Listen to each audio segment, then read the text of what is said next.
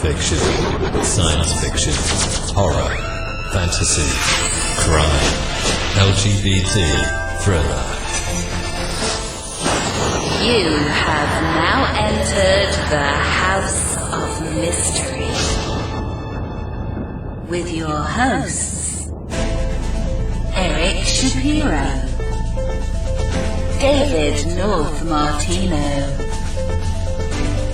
John Copenhaver, and Al Warren. Heard on KCAA 106.5 FM Los Angeles, 102.3 FM Riverside, and 105.0 AM Palm Springs. Our guest today is Dr. Richard Carrier, and some people might know him already and have heard him from doing his blogs and his many books on religion, Jesus. Thank you for sitting in with us today, Richard. You bet. It's great. So, Richard, before Joe goes at you, I know he's got a lot. What made you get into the category of working and doing history of Jesus? Yeah, well, it started, of course, with just general counter-apologetics. I became an expert in resurrection apologetics, so I would debate and criticize and challenge all of these attempts to defend the resurrection as a historical event, the resurrection of Jesus, of course. Now, if you go even back further, how did I even get into history? How did I even get into that? It's a question of my philosophical quest landed me into organized atheism, and then I fell in love with history as a subject, and I just sort of combined the two and said, well, if I do history and I do history of, ancient Rome, Greece, religious and intellectual history, then I could do things like criticize Christian apologetics and biblical scholarship, because I would know the languages and I would know the culture and I would have the skills and everything. And so I was basically that. I was just doing that for the atheist movement as, at the time, the only atheist Ph.D. historian who specialized in antiquity. And so that was my thing for a while. And I've also, at the same time, I have two lives. One is the philosophy side, too. So I also promote positive worldview thinking for atheists, and not just about what we don't believe, but what we should believe. And so I do a lot of philosophy, contemporary philosophy, not just ancient history. But this has led me into a lot of different tangents, ancient science and various other things. But the big deal was when I got my Ph.D., I finally got that diploma in 2008, and that's exactly when the economy collapsed. So there were freezes on hires for humanities majors. So there's basically no job market, basically tanked immediately. And so I went to my fan base at the time, and I said, well, if you can cancel my student debt, I had about 20 grand of debt to cancel. If you can raise the money like a postdoc research grant, I will apply my PhD to any subject you want, and just tell me what it is. And so they raised the money, and all the donors said, we want you to do like a serious exploration of this historicity of Jesus question. Does it hold up? Is it bogus? What should we what should we think about it? And so they didn't expect me to give any particular answer. They just said, just apply your skills to it, and we want to see a peer-reviewed book seriously examining this rather than just dismissing it. And so that's what I did. It was a 6-year project, resulted in many peer-reviewed papers and books, and the capstone project, of course, was on the Historicity of Jesus, published by Sheffield Phoenix off the campus of the University of Sheffield. And so that basically sort of sealed my involvement in that. I was not particularly interested in the subject of the historicity of Jesus before that. I had written one article where I'd said, well, there are maybe some plausible arguments against historicity, but there's really nothing's been resolved on this. And most of the arguments are what I would call crank conspiracy theory nonsense or amateur inaccurate stuff. But there is actually, you can throw all that stuff out, and there's still an argument left over. That there maybe wasn't a Jesus, that he actually started out as someone that people communicated with in visions and dreams and hallucinations and things. And then later they sort of created a story of him being a man on earth to sort of allegorize the teachings that they were attributing to this celestial savior. That actually is plausible. I think it needs a better, it needs to be a more honest and more serious debate in the mainstream biblical history community as to whether that holds up or not. But there are also this whole halo of these internet crank theories about the non-existence of Jesus that I'm also fighting against. So I'm actually, I take it from both sides in this subject. So let me ask you, so you collected a lot of evidence to suggest that Jesus didn't exist. And if that was the case, then it's sort of a death knell in the heart of Christianity. But there seems to be a pretty big scientific, or at least historical consensus that Jesus did. So when you looked into this, what is the evidence that many historians sort of lean on to suggest that Jesus was a real person, if there is any evidence? Or is it just something they just take as a truism without really looking into? It's a little of both. I mean, the reality is that we don't have a lot of evidence either way. So this is the problem when you've got this sort of vague situation where the evidence is deeply problematic, like it's heavily compromised. Most of it's been destroyed. It was controlled by historicists for 1,000 years where they were deciding what to preserve. They doctored a lot of documents. We know this for a fact. We have many, many, many examples of their efforts to doctor and alter documents, to destroy documents or make them go away, or forge documents, tons of forgery. So this, and whereas all of the first century stuff, like when Christianity began, we have almost nothing, like virtually nothing survives from that period. So it's really a black box. We don't really know, we don't have a smoking gun either way, either for historicity or for the non-existence of Jesus. And so when you see these ambiguous situations with really complex, problematic evidence, that's scarce for the period you want to study, it leaves, a lot of room for biases to basically replace fact. And so I think there is a very strong bias to not go there. It's like a third rail in mainstream scholarship. You don't want to be embarrassed or lose social status or lose your job or have other people make life difficult for you if you're going to actually start promoting this as a mainstream idea that there wasn't a Jesus. So there are there's about 12 fully qualified experts with Ph.D.s in a relevant field who have come out at least admitting that agnosticism about the historicity of Jesus is plausible and should be respectable. So we've got, and that's increasing. That actually number has grown since I published the first peer-reviewed defense of the non-existence of Jesus theory in 2014. So it's really, the theory's been around for over 100 years. But no one had developed a peer-reviewed study arguing for it. It usually was just orbiting around in sort of pop literature and things like that. And I was the first one, thanks to the postdoc research grant that my fans developed for me, I was able to produce a proper peer-reviewed study of this subject. But what I found was the evidence is problematic. There's nothing that is totally secure. And so you end up with kind of a vague conclusion. My conclusion is there's a 1 in 3 chance that there was a historical Jesus, which is less than 50%, so it's not what mainstreamers want, but it's also not that low. 1 in 3 actually still leaves a distinct possibility that there actually might have been a historical Jesus after all. So it's an ambiguous outcome, which is what you should expect when you have ambiguous evidence, and that's the situation we're in now.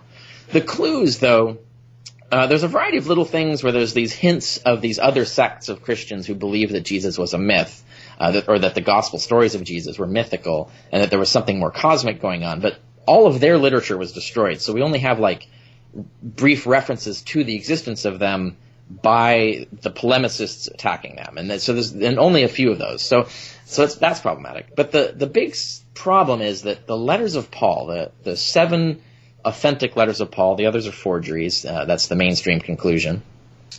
The 7 what are believed the authentic letters of Paul, which were written in the 50s AD, so about 20 years after the religion would have began, are bizarrely silent about a Jesus walking around on earth. They seem to only know about a Jesus you meet in Revelations, a Jesus whose teachings you only learn through Revelations and through finding hidden messages in Scripture.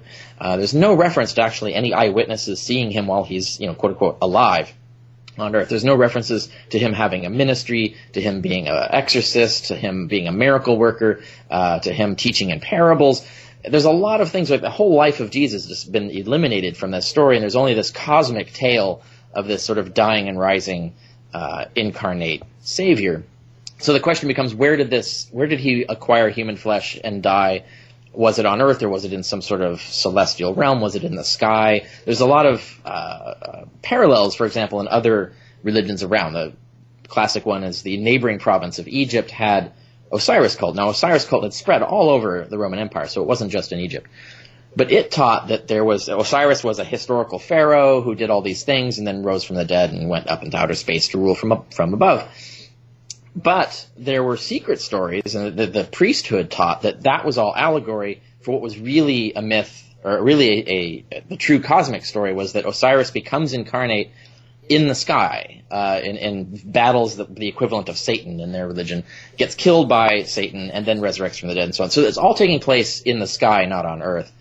So that there were parallels like this. So there's a lot of these savior cults that had this sort of mythical, earthly version of the savior, and then the true story that would be told to insiders was that there was this cosmic being.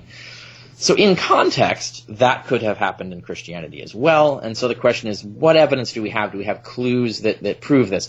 Nothing conclusively proves it. It's just a question of looking at what evidence holds up. And most of it doesn't hold up. Most of it is clearly fabricated or unreliable. It might be 50-50 as to whether you can trust it, which means you can't trust it. You can't use it. So my finding is that it's very ambiguous, but there's a lot of suspicious clues that shouldn't be there, unless this actually is what happened, that Jesus was originally this revelatory being who was turned into a historical character later. And then, of course, the church that became powerful, that actually acquired access to Roman imperial power, was a historicist church, a church pushing the narrative that Jesus was an earthly man. And so that sort of altered the historical record for us, because that church decided what documents would be preserved, which version, which dogma would be preserved, and so on. So at what point, because you mentioned that the early Christian writings don't talk about Jesus as a flesh and blood person, but as somebody doing battle in outer space. At what point do we start getting these writings that suggest that Jesus did exist on Earth? Well, it starts with the Gospels, which happen after the Jewish War. So this is when a huge catastrophic event occurred. Romans, heathens, were allowed by God somehow to come in and completely destroy the Jewish temple, the temple of God himself.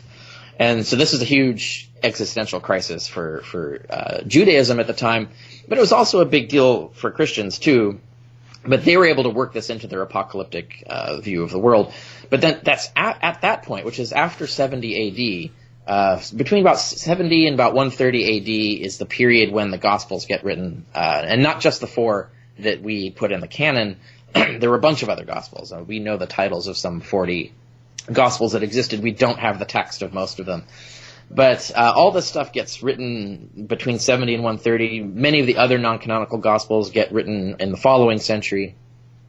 And so that's the period. So it's about, it starts, I'd say, about 40 years to 50 years after the origin of the religion, which interestingly lines up with a lot of other mythical people, the John Frum cults, the cargo cults, the Ned Ludd. The mythical Ned Ludd became historicized within 40 to 50 years. The John Frum saviors became historicized in 40 to 50 years. The Roswell flying saucer and the finding of alien bodies, 40 to 50 years. So this period, about 40 to 50 years, seems to be a very typical time span for these kinds of myths to arise. So you mentioned in one of your talks that you have posted online, you bring up Roswell and you say, well, here's what really happened. You have some sticks and tinfoil out in the desert. And then, over time, you can go onto Amazon right now and you found thousands of books with some sort of story about what really happened in Roswell and what continues to happen in terms of a cover-up. Yeah. So how do you think that gets going? Like what is it that drives these sort of things when there's really no evidence for it? Well, I mean, people don't really base beliefs on evidence, honestly. They base beliefs on what they need to be true and what resonates with them emotionally. And then they go look for any evidence they can find or create that will support their belief. Now, we invented science specifically because of this trend in human behavior. We invented science as a tool to get around this really faulty way of forming beliefs. And so the scientific method and logic and critical thinking, these are all overlays. These are like software patches that and technologies that we invented to try and fix our broken brains that don't form belief systems on sound reasoning. But most people don't learn these tools, or even if they learn them, don't use them. And so most people are still using the same basically built-in hardware that the ancients had before the invention of all these tools. So the question you have to look at is, why do people need to believe these things? What role does it serve? What's the point of it? And I talk about this a little bit in my book in the early chapters of On the Historicity of Jesus. We have examples like the King Arthur legend. Why did people need to believe the King Arthur legend? And it was because the King Arthur legend became a symbol of a unified kingdom, basically the United Kingdom. And so this idea that all of the land should be unified under one became so associated with the Arthur story that anyone who denied the historicity of Arthur was someone denying that the kingdom should be unified. And so they became inseparable in people's minds. And so there was this need to believe that it was a real historical event. And there's these kinds of things happen. You look at the cargo cults. Why do they need to believe it was really John Frum when we have anthropologists who are on the scene and documented that actually it was spirit voices communicating to shamans through telegraph poles? There was no John Frum. But within 20 to 40 years, they had this John Frum character who came to the island and gave them all their salvific teachings and stuff. What's the point of that? Why do they need that? And that's a whole other galaxy of exploration in terms of sociology and anthropology as to why humans need their myths to be reified. Why do they need them to be literally true? And we still see people struggling with this. There's Christians who want the Bible to be non-literally true, but they can't get rid of all of it, right? They can't say it's all allegory. Now, there are some Christians who do. You look like John Shelby Spong and a variety of other Sheehan and a variety of other theologians are willing to go there. Thomas Brodie is one of the people who's argued that Jesus didn't exist, and yet he's still a devout Catholic. And in his memoir about how he came to believe Jesus didn't really exist historically, that it's all allegory, he has a whole chapter where he says, no, Catholicism can still be true with a non-historical Jesus because it's all about the allegory and the message that God sent through it and so on. So people can get there, but these views do not become very popular. The majority of people need things to be concrete, I think. And why that is, that's a whole question in psychology. And of course, I'm sure you've run into a lot of the psychology of conspiracy theories as to how they give people a sense of control when they don't feel in control of their world. There's a whole psychological literature trying to figure out why people are so easily seduced by conspiracy theories. I think it's the same psychology at work. So that was the next thing I wanted to ask you about, is that you have done serious work on the historicity of Jesus, but there's a lot of unserious work on it too. And yes, there's the movie Zeitgeist that got popular a few years ago, Quite and a I think few, at this actually. point, That's yeah, I think at this point, yeah. they've done 2 or 3 versions of this movie. And I guess the movie sort of suggests that all religions are sort of based on the zodiac and the sun.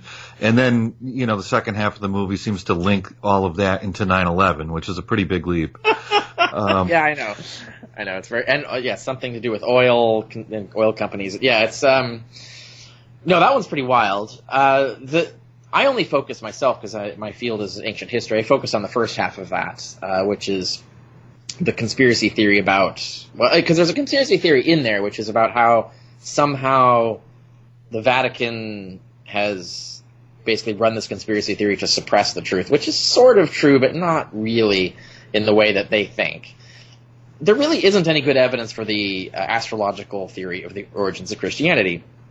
Astrology works into all religions. You see it get worked into Christianity over time. They integrate, but it's not responsible for the origins of Christianity. All of this, finding these astrological symbolism in the Gospels, for example, is like tea leaf reading. It's finding patterns that are just random. They're not really patterns that were in there on purpose. And we can contrast that with like Mithras cult, which originated around the same time and is another salvation cult in the Roman Empire that was growing up. That we have very clear indications, actual symbolism, actual texts, and so on that show that it was astrologically based from the beginning. And so you can look at all the evidence we have for Mithras cult being astrological. You can look at Christianity, and none of that evidence is there. So Christianity is really just a Jewish apocalyptic cult. Its origin is based on the apocalyptic literature of the Jews prior to the origins of Christianity. It's basically just an offshoot of a bunch of these sort of fringe apocalyptic cults, these sects of Judaism at the time. It isn't astrologically based. It's prophetically based. It's based on calculations in the Bible and things like that. So there are conspiracy theories that go in the opposite direction too. So I'm sure you're familiar with like Da Vinci Code conspiracy theories, where Jesus is real, but he's all too real. and he's just a regular person, winds up fathering children, and then right. He has a escape. dynasty. Yes. That's another version of it. Yeah, you see that version too. That's other suppression of the dynasty of Jesus, suppression of the marriage of Jesus. This is another thing. There actually is no evidence, even if Jesus existed. There's no evidence that he was married, and no evidence that he was married to Mary, especially. And there was even this famous forgery that Harvard even tried to sell as or promote as authentic until they really got pwned on that one. The Gospel of Jesus' Wife, which was actually a modern fake, so promoting this sort of mythic idea, modern mythic idea, not ancient mythic idea, of a married Jesus. And there seems to be, when you look at people who promote these things, we're really into the married Jesus, especially the dynasty, because the dynasty Jesus is a married Jesus mythology, right? Because you have to be married or have a partner, a female partner, to have children. It all seems to be kind of a reaction. It's like King Arthur, right? It's a reaction to the Vatican's anti-sex position and its celibacy and so on. The Vatican promotes family and stuff, but it's really, in a sense, anti-marriage in the sense that its clergy can't marry. It thinks marriage is only for procreation and so on. So you have this so-called healthier idea of sex and relationships.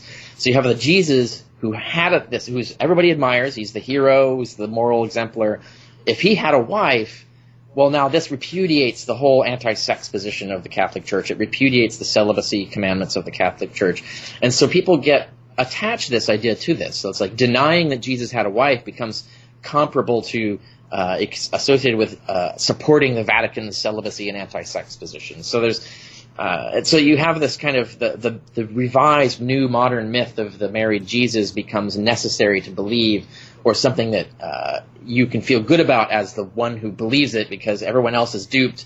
I believe the truth, and it's the truth that takes down the Vatican and its whole ideology. That's how these things kind of operate. There's no evidence for it, though. As a historian, I look at this stuff and it just, there's nothing. So at the end of your book on the historicity of Jesus, you come to the conclusion that it's possible that Jesus existed, it's possible that it isn't, and you give it about a 1/3 shot that he really did exist. What if it's true? What if he did exist? I mean, what evidence do we have about this person, and what can we possibly say about him? Well, virtually nothing from the letters of Paul. There are a few passages in Paul that are ambiguous as to whether Jesus had family. For example, Paul references brothers of the Lord, which could be cultic brothers, because all baptized Christians were brothers of the Lord, or it could be biological brothers. So that's ambiguous. If Jesus existed, then the possibility arises that those might be biological brothers, although there's some reason to suspect even that's not true. And various other things are like very vague, more like theological statements about Jesus, like that he had Davidic ancestry, but there's no statement about how they knew that, or whether he had a father or who his father was or anything like that. When you get to the Gospels, now the question is, these are highly allegorical, they're highly fictional, they're basically spinning out myths for literary and allegorical purposes. So there might be history hidden in them, but we can't access it because we don't have any tools that allow us to tell which things are said in the Gospels because they symbolize something, and which things are said in the Gospels because they were true. So there might be history hidden in the Gospels, but we just don't have any tools to extract it. The information we would need to extract it has been destroyed and it's lost forever. So that information is probably just lost to history for all time. When we get outside of the Gospels, there's nothing. The only stuff we have is stuff that's basically referencing the Gospels. So if you look at, people talk about Josephus or Tacitus and these other historians who are writing, 60 to 90 to 100 years after the fact. These historians, first of all, there's also doubt as to whether the passages mentioning Christianity are even authentic. But even if they are authentic, they are basically referencing the Gospels. So they don't have any independent access to any true information about Jesus. They're just assuming the Gospels are telling the truth about certain stuff, and then just repeat it. And so that's completely useless as evidence, right? So even if Jesus existed, we can't use any of that. We have no evidence external to the Bible that independently corroborates anything about the origins of Christianity. So that's what I'm talking about when we look at the evidence as deeply problematic. We're kind of screwed as far as wanting to understand what actually happened at the origins of Christianity. We have to sort of use detective's goggles to look at what clues survive, but even that's going to be tenuous. So you did the first peer-reviewed book on this. Has your work sort of sparked further interest in the topic? Are there more people, more scholars getting into it to examine this question a little more closely and maybe gather evidence, or is it sort of people just want to stick with what the status quo is right now? Well, the majority, we've gone through this before, I should point out. When Thomas Thompson in the 70s produced a dissertation that demonstrated that Moses and the patriarchs were mythical, that they didn't exist, there was a huge backlash from the mainstream scholarly community. They tried to destroy his career. They would get him disinvited from conferences. They would try to tank his papers. They would prevent him from getting hired. And so it was definitely the all hands on deck against this interloper who's suggesting this third rail topic. We can't have that. Within 20 years, his dissertation, his thesis, now became the mainstream consensus. Everybody now agrees, well, yeah, actually, it probably wasn't a Moses or the patriarchs. They're probably mythical. So it took about 20 years for that to happen. My book only came out in 2014, so it's only been 5 years. It's still pretty young as an exploratory subject. But I am being treated much the same way. Now, there isn't any way they can harm me because I'm not interested in making money off of the academic world. I don't want a professorship, and so they can't get me disinvited or fired or anything like that. So they actually don't have any weapons against me. But what they do is they will publish articles that dishonestly misrepresent what's in my book in a desperate attempt to sort of discredit it or defend the historicity of Jesus. And what I find is it's people who aren't actually reading the book and presenting fallacious and incorrect arguments in defense of the criticism of it is the main response to this, which I think is embarrassing and sad. And does not bode well for the public reception of biblical scholarship, because it actually basically communicates to the public that they aren't doing honest scholarship in this subject.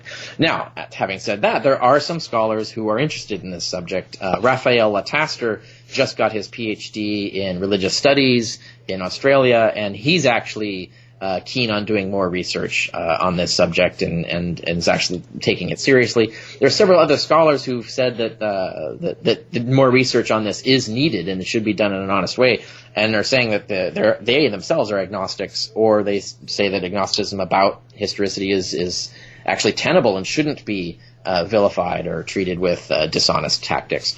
And I have a whole list of those 12 right now on my blog, which is Bart Ehrman recap. So if people Google Richard Carrier and Bart Ehrman recap, they'll find my main article that does all the debate that I've had with Bart Ehrman over this, in the midst of which, one of his claims is there's no PhDs who agree with me on this, and actually there are 12. So I actually document who they are and all of that. You can find that list there for people who are interested in this subject. So I guess one question I would have then is, are there PhDs who have studied the historicity of Jesus and sort of done works that come to the opposite conclusion that you have?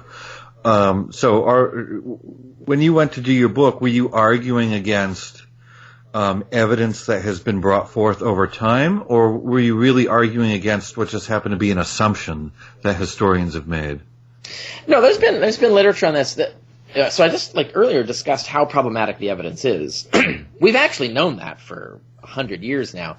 But the defenders of historicity take that crappy evidence and try to spin it out into evidence that confirms there was a historical Jesus through fallacious methodologies, which is another thing. I wrote the book, also peer-reviewed book, Proving History, that examined the methodologies being used in Jesus studies. And I found that all the peer-reviewed studies, and there have been many, of the methodologies used to study Jesus, all of them, every single one, found that they are flawed and invalid, that they actually can't achieve the things that their users are claiming.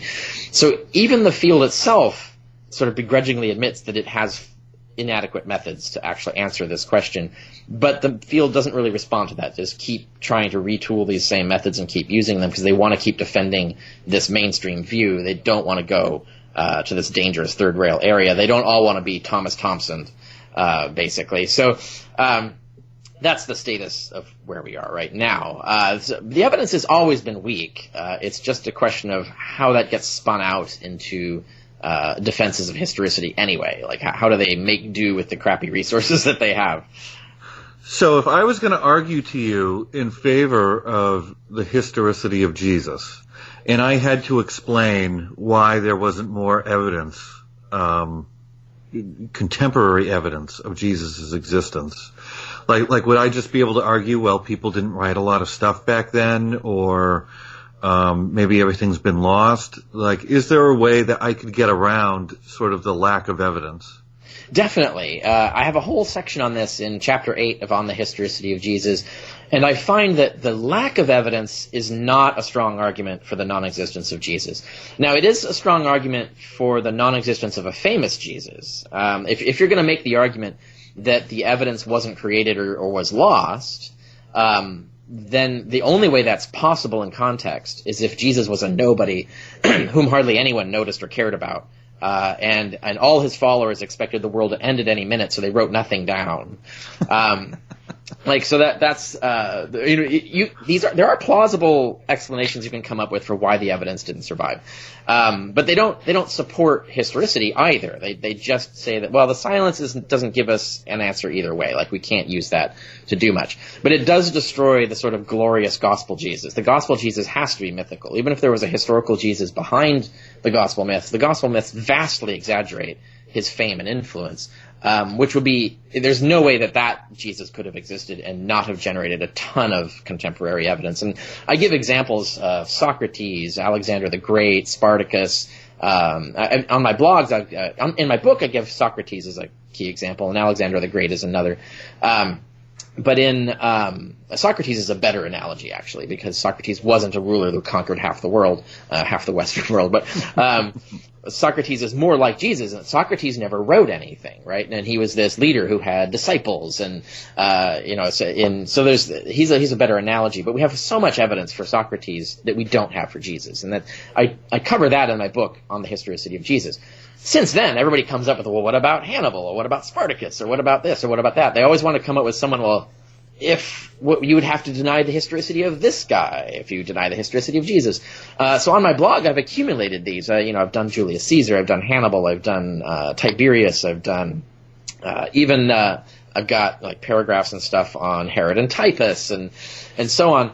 I've done this, and I've shown that in all these cases we have better evidence for these guys than we have for Jesus, and that's just the fact of where we are, and that could be explained by Jesus being a nobody, being uninfluential, and that his story got spun out hugely just a whole lifetime later by fanatics who were still following his teachings, 50 years after the fact. That's entirely possible, and that's where the 1 and 3 comes from. The 1 and 3. If it's, if we roll the 1, if we're rolling a 3-sided die and we roll the 1, there was a historical Jesus, that's what it has to be. It has to be a Jesus who was kind of not even, there were a lot more messianic pretenders who were way more famous than him and actually got into history books, and he didn't. So he's basically just a minor nobody figure, which is entirely possible. I mean, there were almost certainly tons of people like that, who had their own influential followings. We know the sect, the Qumran sect, which predates Christianity, it had some sort of leader that they talk about, but we have no historical record of that guy. He probably had maybe at best a few hundred followers in a region filled with millions of people. It's like the historical record barely exists at all. So, and we just got lucky because we found some of their shredded stuff in a cave.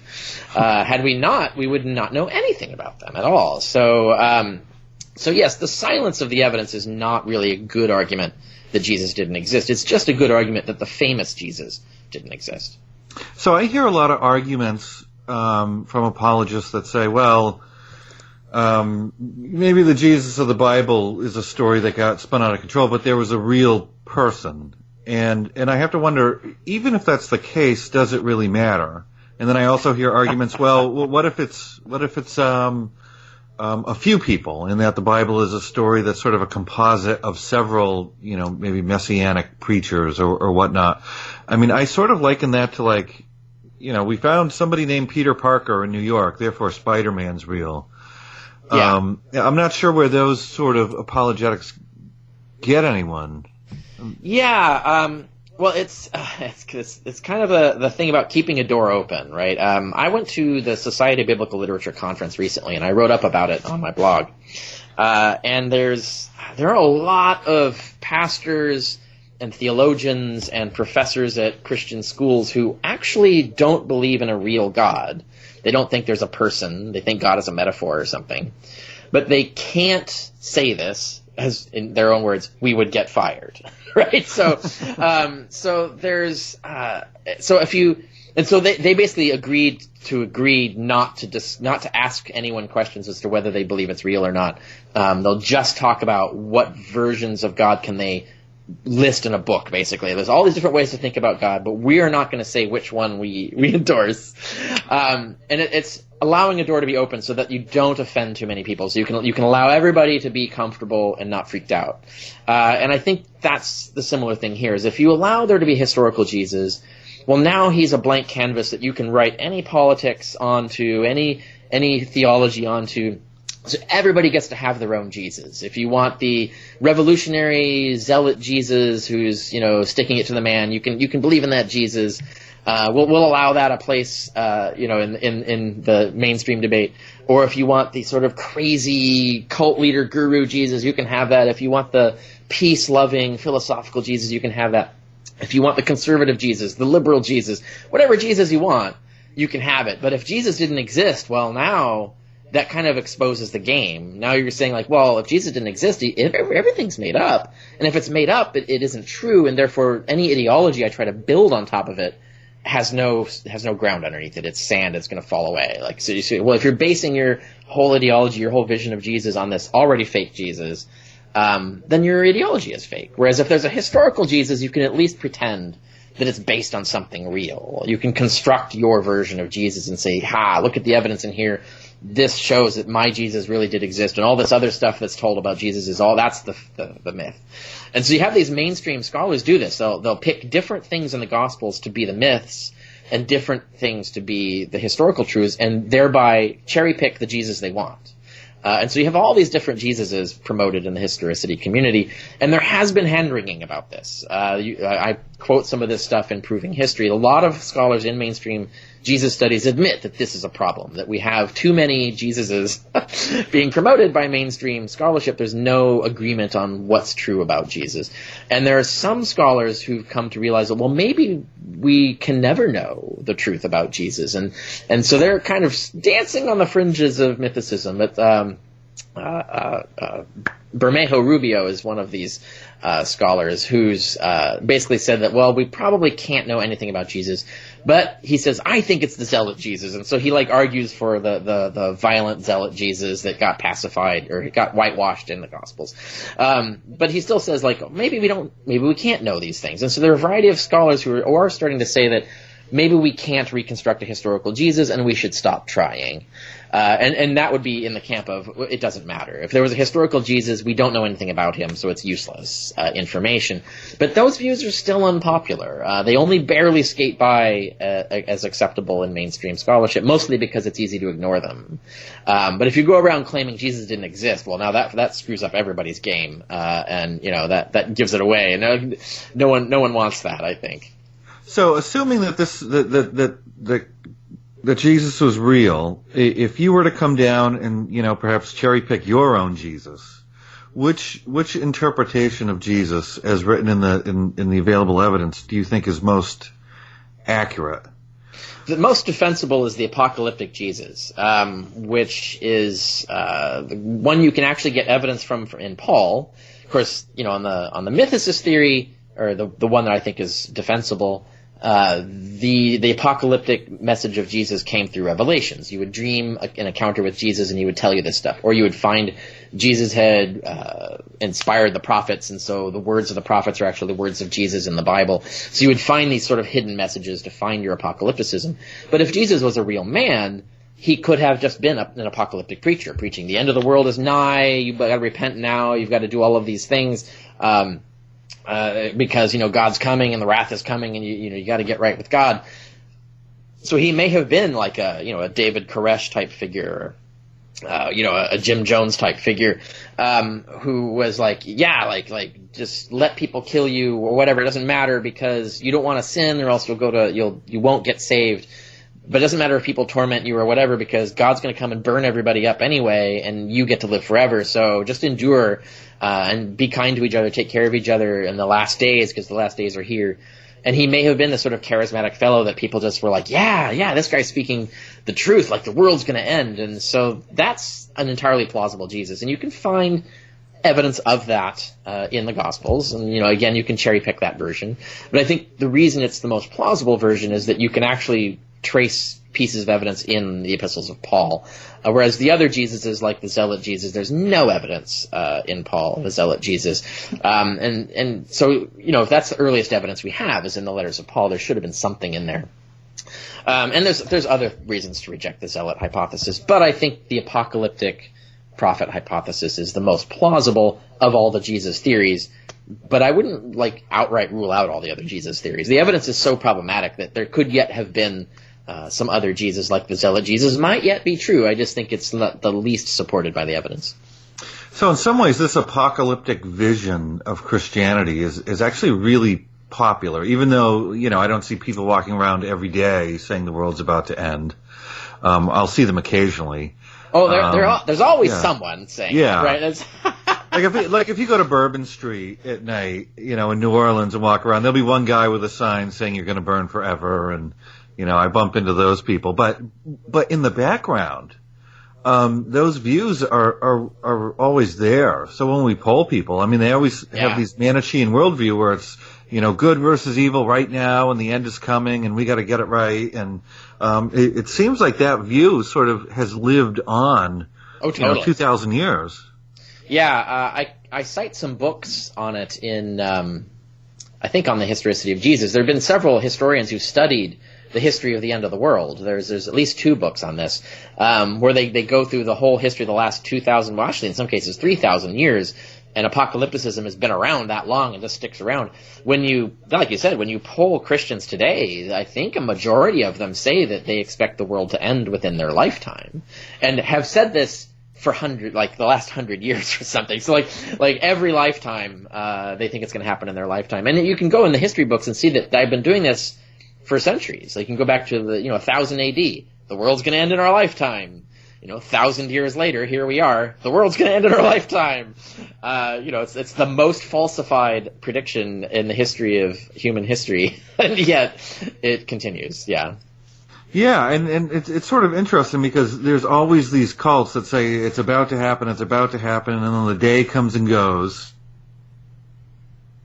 And then people don't change their beliefs about it. They'll either say, well, God answered our prayers and he saved the planet because of us, or God got angry because we found out and we're not allowed to know, so he's going to keep it going and then surprise us again.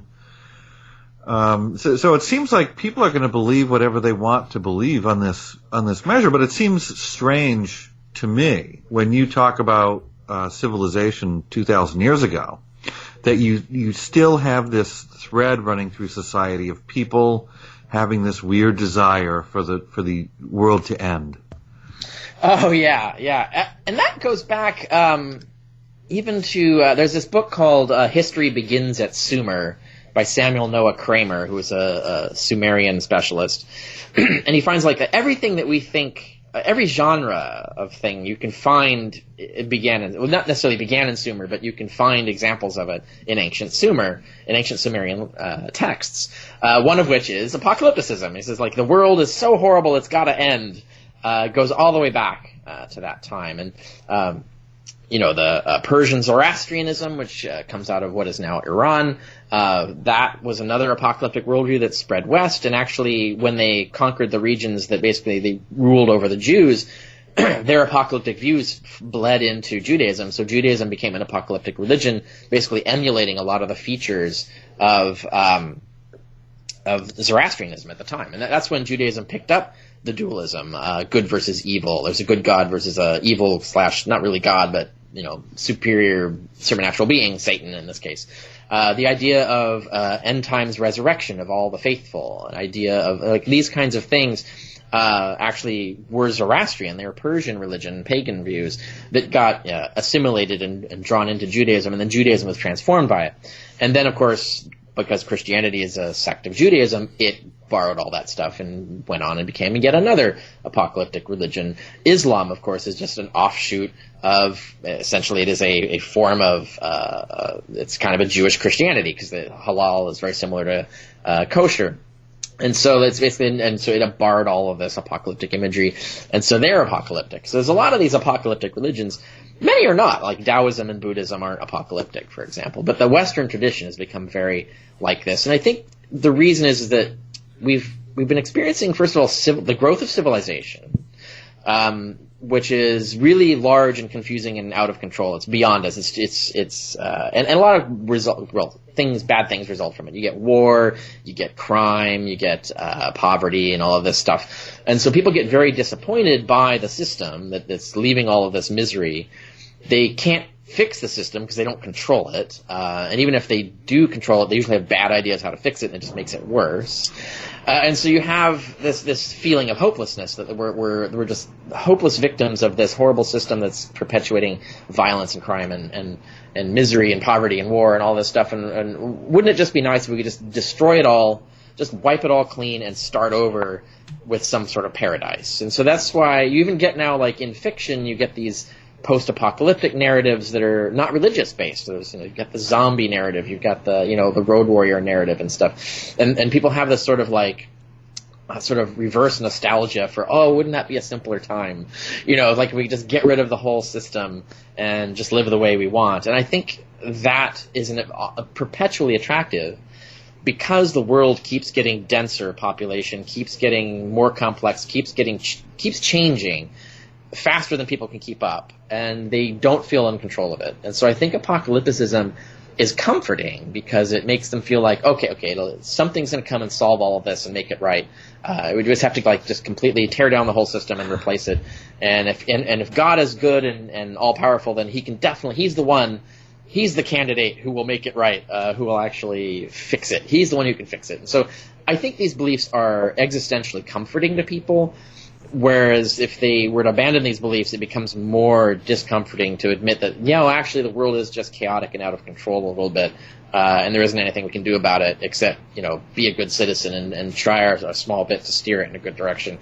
But that requires a very sort of a sobering view of how the world works. And I think a lot of people would rather run away from that. It's the same reason why people don't want to admit their own mortality. They all want to believe they're going to live forever, so they invent these mythologies that assure them that they are going to be resurrected in heaven for all eternity or something like that.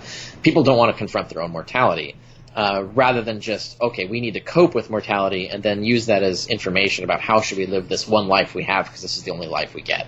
And so I think the people get attached to these views because they're comforting, and they don't really want to they don't want to do the hard work, the philosophical work of dealing with the truth.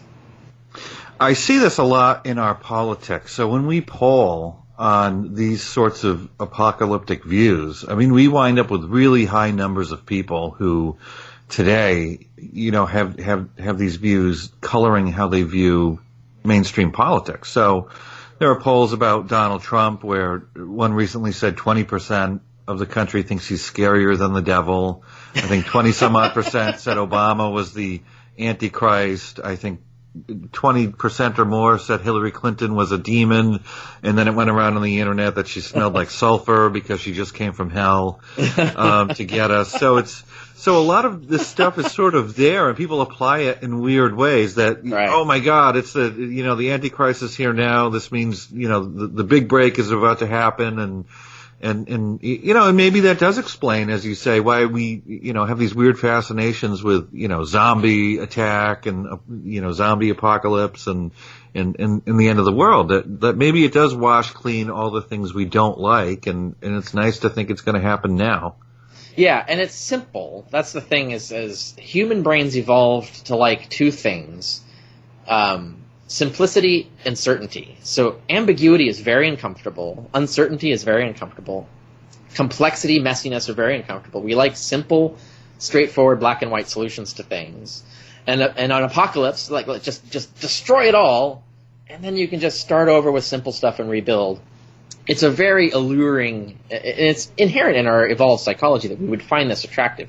It's profoundly irrational from an objective perspective because people don't realize how much they benefit from and depend on the complexity of their civilization. I mean, just the fact that your bathroom works.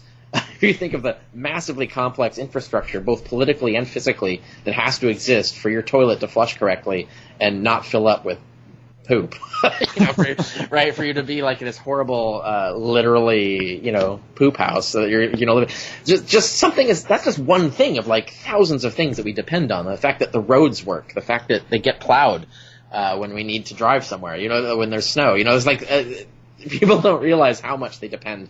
The clean water, their availability of clean water, people take that for granted. That was not a typical thing. Our ability to improve sanitation and things like that.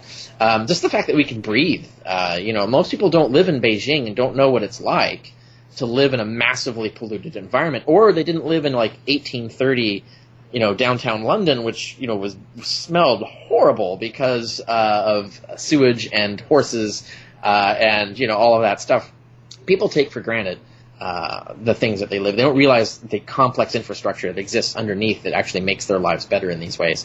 And then you can't just wipe it all out and build from the simplicity, because you're going to have even bigger problems when you don't have all this infrastructure, when you don't have police, when you don't have a culture that is anti-corruption and things like this. So if you just start to build up from simplicity, you're basically talking about starting over as savages.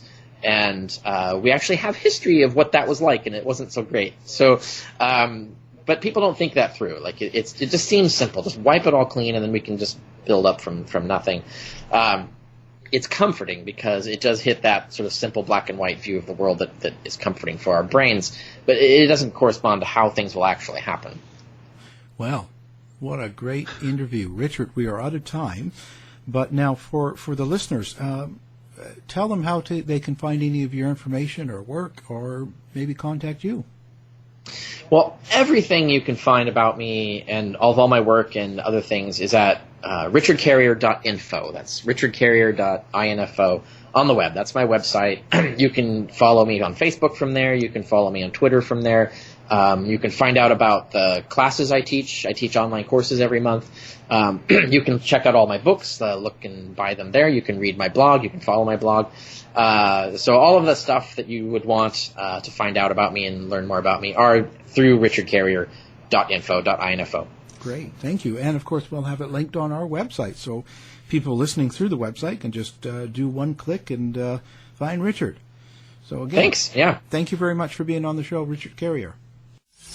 To find out more about our show, guests, or to listen to past shows from our archive, please go to www.houseofmysteryradio.com.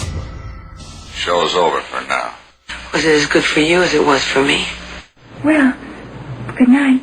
This has been a production of Something Weird Media. I'll be back.